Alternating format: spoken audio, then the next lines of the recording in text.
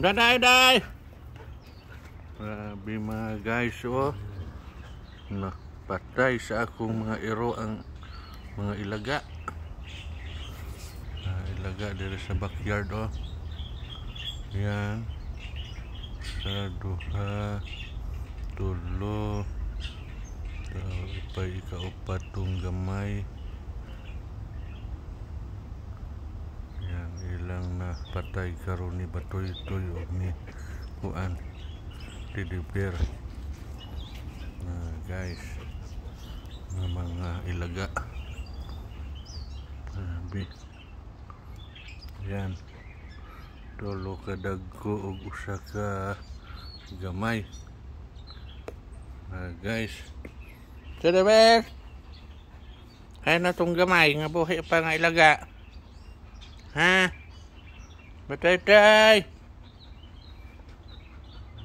Ako mga iro. Para dako pug ilaga diri sa backyard nako. Kay grabe ilaga ning ako backyard mga guys. Yan o.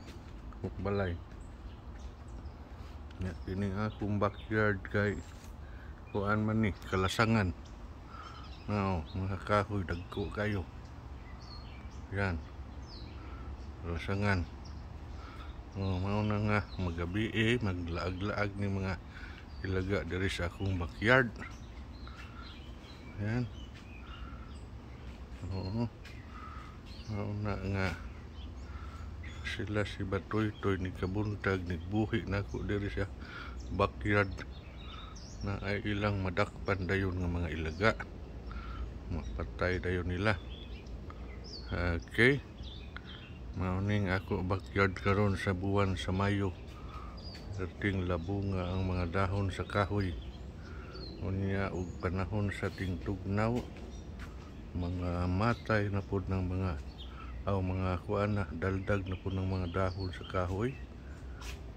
Sa tingtugnaw pag summer, mao na siya ang sistema. Mga guys, ako backyard oh. Perting bagaa sa kahoy mga guys. Yan.